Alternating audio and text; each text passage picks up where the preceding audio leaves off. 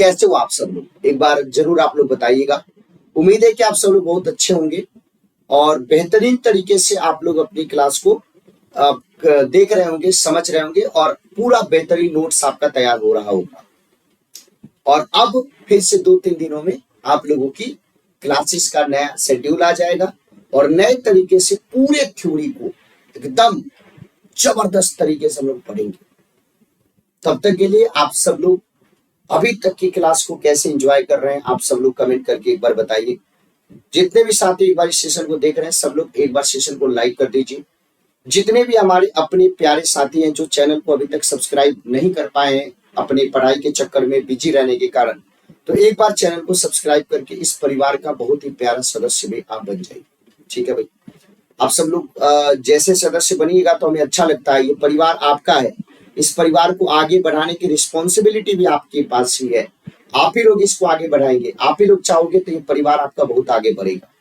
तो अभी तक हमने आपकी क्लास में एंशिएंट हिस्ट्री पूरा कंप्लीट करा दिया था। मेडिवल हिस्ट्री में हमने सल्तनत काल से लेकर के, विजयनगर से लेकर के, आपके बहमनी से लेकर के और क्या बोलते हैं कि सूफी सिलसिला से लेकर के सभी चीजों को हमने देख लिया था, समझ लिया। आज हमारा टॉपिक है मुगल काल और उसके बाद की चीजों को आज हम लोग समझेंगे और आज अपना ये कंप्लीट हो जाएगा। ठीक है भाई, तो चलो अपना निकाल लो वो ब्रह्मास्त्र वाला कॉपी, अपना नोटबुक निकाल लीजिए जिसको हमने बहुत मेहनत से बनाया है, जिसके ऊपर हमने बहुत काम किया है और वैसे टॉपिक्स को हमने पढ़ा है जो कोई नहीं पढ़ता है, जो कोई नहीं पढ़ाता है, उन टॉपिक्स को हम लोगों ने डिस्कस किया। तो आज हम लोग पढ़ेंगे मुगल काल के बारे में। चलो तो शुरू किया जाए अपने सेशन को। सब लोग एक एक लाइक करके बता दीजिए। तो सब लोग एक एक लाइक करके जल्दी से बताओ कि सेशन को शुरू किया जाए या नहीं किया जाए। और अभी भी सब लोगों का ऑफलाइन कमेंट नहीं आ रहा है, बहुत कम लोगों का आ रहा है। तो सब लोग ऑफलाइन कमेंट में 2 बातों को लिखिए कि आपको वो क्लास की सारी बातें याद हो गई कि नहीं, और साथ ही साथ आपने प्रॉपर तरीके से नोट्स बना लिया या नहीं बना लिया। तो सबसे पहले हम लोग देखते हैं यहाँ पे बाबर के बारे में।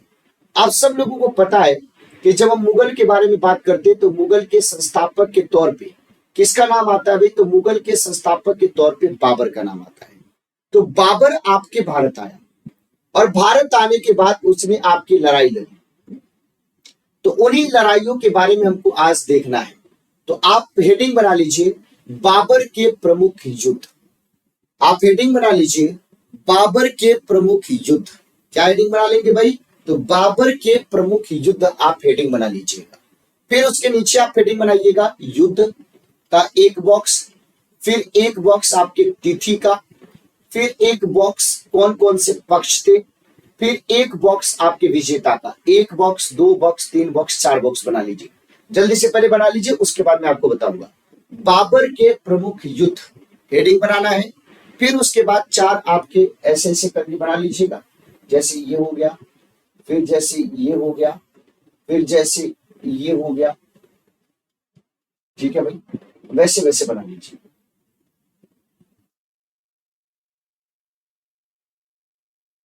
ऐसे ऐसे आप बना लीजिएगा। ठीक है,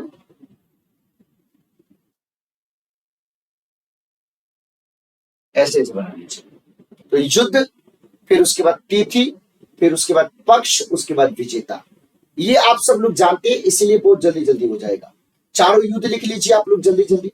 पानीपत का प्रथम युद्ध, खानवा का युद्ध, चंदेरी का युद्ध, घाघरा का युद्ध।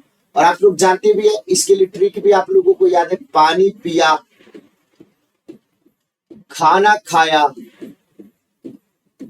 चल दिया घाघरा पहनकर, चल दिया घाघरा पहनकर। याद भी होगा आप लोगों को, चल दिया घाघरा पहनकर, ये याद भी होगा आप सब लोगों को।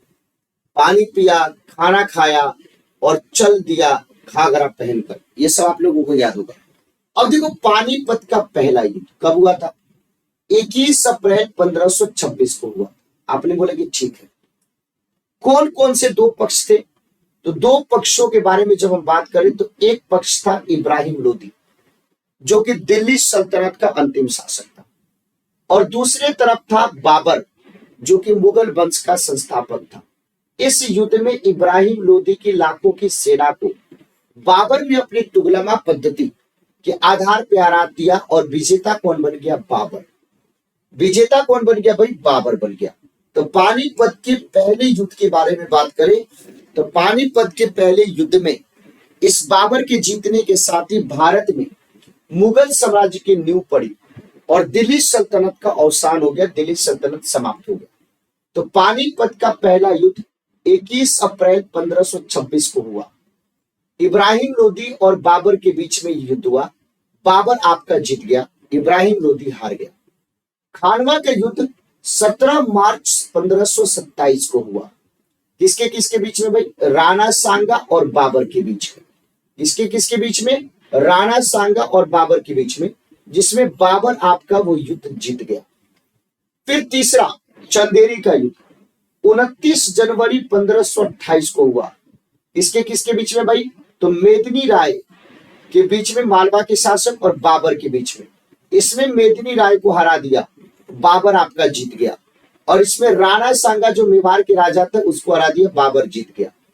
अंतिम युद्ध के बारे में बात करें तो घाघरा का युद्ध 5 मई 1529 अफगान और बाबर के बीच में युद्ध हुआ। अफगानों को बाबर ने पराजित कर दिया, बाबर आपका जीत गया। तो देख लो भाई। और 1530 में इसकी क्या होगी? डेथ हो गई।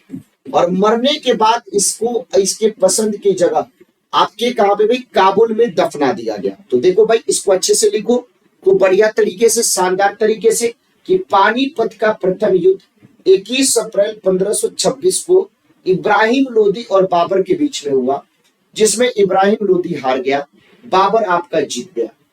खानवा का युद्ध 17 मार्च 1527 को हुआ, राजपूत राजा राणा सांगा और बाबर के बीच में। और इसी युद्ध में बाबर ने जिहाद का नारा लगाया था। इस समय मैंने आपको पढ़ा दिया, बस केवल इस पॉइंट को रिवीजन कर लीजिए। राणा सांगा हार गए, बाबर जीत गया। चंदेरी का युद्ध 29 जनवरी 1528 को मेदिनी राय और बाबर के बीच में, मेदिनी राय को बाबर ने हरा दिया, बाबर आपका जीत गया। घाघरा का युद्ध 5 मई 1529 को जो बचे खुचे अफगान थे उसके बीच में और बाबर के बीच में, उसमें बाबर आपका जीत गया। इसके बारे में आपको ध्यान रखने की जरूरत है। हुमायूं का 2 युद्ध बहुत फेमस है। तो हुमायूं के प्रमुख युद्ध आप बना लीजिए हेडिंग, हुमायूं के प्रमुख युद्ध के बारे में जब हम डिस्कशन करते हैं, हुमायूं के प्रमुख युद्ध के बारे में जब हम डिस्कशन करते हैं, तो एक तरफ आपको क्या लिखना है भाई? युद्ध लिखना है कि कौन कौन से आपके युद्ध थे। दूसरे तरफ आपको वर्ष लिखना है और तीसरे तरफ पक्ष लिखना है और कौन कौन से आपके विजेता हुए थे वो लिखना है। अब देखो, तो पहला जो युद्ध हुआ था, जो सबसे बहुत सारे युद्ध आपके लड़े थे हुमायूं ने, लेकिन जो 2 निर्णायक आपके युद्ध थे जिसके चलते आपके हुमायूं भारत छोड़ करके चला गया, एक युद्ध था जिसको बोलते चौसा का युद्ध। 26 जून 1539 को लड़ा गया। एक तरफ शेर खान था, दूसरी तरफ हुमायूं था। इसमें शेर खान ने हुमायूं को पराजित कर दिया और शेर खान आपका जीत गया। फिर उसके बाद दूसरा बिलग्राम का युद्ध, या इसी को कनौज का युद्ध भी कहा जाता है। तो कनौज या बिलग्राम का युद्ध 17 मई 1540 को हुआ। इसमें 2 पक्ष थे, एक शेर खान और दूसरे कौन थे? हुमायूं। फिर इसमें शेर खान ने हुमायूं को पराजित कर दिया। और इसका मतलब क्या है? दोनों में शेर खान आपका विजेता हो गया। और इसके बाद हुमायूं ने अपनी रास्ता पकड़ लिया और हुमायूं चुपचाप कहां पे चला गया भाई? ईरान की ओर चला गया। और फिर 1555 में दोबारा ये आता है। तो आपके बाबर के 4 युद्ध और हुमायूं के 2 ये प्रमुख युद्ध। चौसा का युद्ध तो लिख लीजिएगा ऊपर हेडिंग बना करके, हुमायूं के प्रमुख युद्ध। तो पहला युद्ध कौन सा है? चौसा का युद्ध। कौन से साल में लड़ा गया भाई? 26 जून 1539 को। किसके किसके बीच में? तो एक तरफ शेर खान, दूसरी तरफ हुमायूं, जिसमें हुमायूं को शेर खान ने हरा दिया। फिर दूसरा है बिलग्राम का युद्ध 17 मई 1540। किसके किसके बीच में? शेर खान और हुमायूं के बीच में, जिसमें शेर खान आपका फिर से जीत गया। अब चलो भाई, अकबर के द्वारा जो कुछ काम किए गए, आप सब लोगों को पता है कि अकबर 1562 तक किसी न किसी तरीके से किसी न किसी के आपके नियंत्रण में था। कभी बैरम खान के नियंत्रण में, तो कभी आपके माहम आंगा के नियंत्रण में। जब नियंत्रण से वो मुक्त हो गया तो उसने कौन कौन से काम किए? तो अकबर के द्वारा किए गए महत्वपूर्ण कार्य, हेडिंग बना लीजिए ऊपर, हेडिंग बना लीजिए ऊपर, अकबर के द्वारा किए गए महत्वपूर्ण कार्य। अकबर के द्वारा किए गए महत्वपूर्ण कार्य हेडिंग बना लीजिए आप सब लोग, अकबर के द्वारा किए गए महत्वपूर्ण कार्य। और एक तरफ लिख लीजिए कार्य और दूसरे तरफ लिख लीजिएगा साल, यानी अकबर ने कौन से साल में कौन सा महत्वपूर्ण काम किया था, उसको हम समझने की कोशिश हम लोग कर रहे हैं, उसको देखने की कोशिश कर रहे हैं। तो देखो भाई, दास प्रथा का अंत अकबर ने कब किया? 1562 में किया। पर्दा शासन का अंत 1562 में किया। तीर्थ यात्रा कर की समाप्ति 1563 में किया। जाजिया कर की समाप्ति 1564 में किया। फतेहपुर सीकरी की स्थापना 1571 में किया। लिखो इसको पहले, आप लोग पहले लिखो, दास प्रथा अकबर के द्वारा समाप्त किया गया कब? 1562 में। पर्दा शासन समाप्त कर दिया गया अकबर के द्वारा 1562 में। तीर्थ यात्रा कर को समाप्त कर दिया गया 1563 में। जाजिया कर जो गैर मुसलमानों को देना होता था 1564 में खत्म कर दिया। और उसने फतेहपुर सीकरी की स्थापना करी 1571 में। और साथ ही साथ आगरा से फतेहपुर राजधानी भी चेंज किया 1571 में। तो ये सब आपके अकबर के द्वारा किए गए काम है। पहला कौन सा भाई? दास प्रथा का अंत कब? 1562। पर्दा शासन का अंत 1562। तीर्थ यात्रा कर की समाप्ति 1563। जाजिया कर की समाप्ति 1564। फतेहपुर सीकरी की स्थापना 1571। आपने बोले कि ठीक है। और काम इबादत खाना, जहां पे वो आपके अलग अलग धर्म के विद्वानों के साथ बैठ करके अलग अलग आपके धार्मिक मसलों के ऊपर डिस्कशन किया करता था 1575। मजहर की घोषणा यानी धार्मिक मामलों में सर्वे सर्वा कौन है? अकबर 1579 में। दीन ए इलाही की स्थापना 1582 में। इलाही संवत की शुरुआत यानी एक नए कैलेंडर की शुरुआत 1583 में। तो ये आपके अकबर के कुछ महत्वपूर्ण काम थे। तो इसमें क्या करता है कि अकबर के काम को दे देता है और बोलता है कि आप सही ऑर्डर बताइए कि कौन से सही ऑर्डर है। तो अगर आपने इस तरीके से चीजों को समझा है तो फिर आप गलत नहीं करते हो, अगर आपने नहीं समझा है तो फिर गलत करते हो। तो इबादत खाना की स्थापना अकबर के द्वारा 1575 में। मजहर की घोषणा 1579 में। दीन इलाही की स्थापना 1582 में। इलाही संवत की शुरुआत आपके 1583 में किया गया। आपने बोला कि ठीक है भाई। अब एक चीज आप बताइए, सवाल कभी कभी आपके पेपर में यह पूछा जाता है कि मुगल बादशाह मरने के बाद उनको कहीं ना कहीं दफनाया गया होगा, तो मुगल बादशाह और उनके मकबरे से रिलेटेड सवाल पूछा जाता है और आप सब लोग उसमें भी गलती कर देते हो, तो अब नहीं करना है। बाबर का मकबरा कहां पे है भाई? काबुल में, अफगानिस्तान में। हुमायूं का मकबरा कहां पे है भाई? दिल्ली में।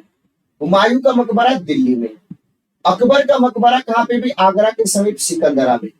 जहांगीर का मकबरा लाहौर में शाहदरा में। शाहजहां का मकबरा आगरा, मुमताज के बगल में ताजमहल में।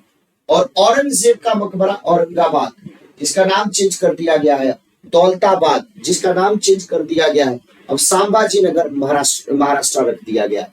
तो आप सब लोग इसको देखिए और जल्दी से आप लोग बताइए।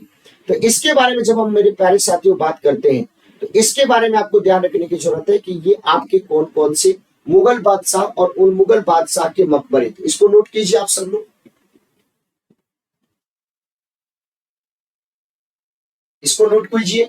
तो बाबर के मकबरे के बारे में बात करें तो बाबर का मकबरा कहां पे? काबुल में। हुमायूं का मकबरा कहां पे? दिल्ली में, हाजी बेगम के द्वारा, उसकी बीबी के द्वारा बनाया गया। बाबर मरा था आगरा में, लेकिन दफनाया कहां पे गया? काबुल में दफनाया गया। अकबर का कहां पे भाई? आगरा के समीप सिकंदरा में। जहांगीर का भाई पाकिस्तान में, रावी नदी के किनारे, लाहौर में, शाहदरा में। शाहजहां का कहां पे भाई? आगरा में, मुमताज महल के बगल में। और औरंगजेब का कहां पे है भाई? आंसर हो जाएगा औरंगाबाद। और ये कहां पे पड़ता है? महाराष्ट्र में पड़ता है। चलो नेक्स्ट देखिए भाई आप लोग, ये आपके उत्तरकालीन मुगल सम्राट के कुछ आपके नाम हैं, उन नामों को याद रखिएगा। बहादुर शाह प्रथम को क्या बोलते हैं भाई? साहेब बेखबर। जहांदार शाह को क्या बोलते हैं? लंपट मूर्ख। फरूख सियर को क्या बोलते हैं? घृणित कायर। इसको लिखना नहीं आप लोगों को, ये सब आपको याद है, केवल सुन लीजिए। मोहम्मद शाह को क्या बोला जाता है? रंगीला बोला जाता है। मोहम्मद शाह को क्या बोला जाता है? रंगीला। तो ये उत्तरकालीन यानी औरंगजेब के मृत्यु के बाद ये सारे के सारे व्यक्ति आपके शासक बने हैं। तो औरंगजेब के बाद जो व्यक्ति शासक बना था बहादुर शाह प्रथम, शाही बेखबर के नाम से उसको जाना जाता था। ये था जानदार शाह, जिसको लंपट मूर्ख, लाल कुमारी एक वेश्या के चक्कर में पड़ गया था।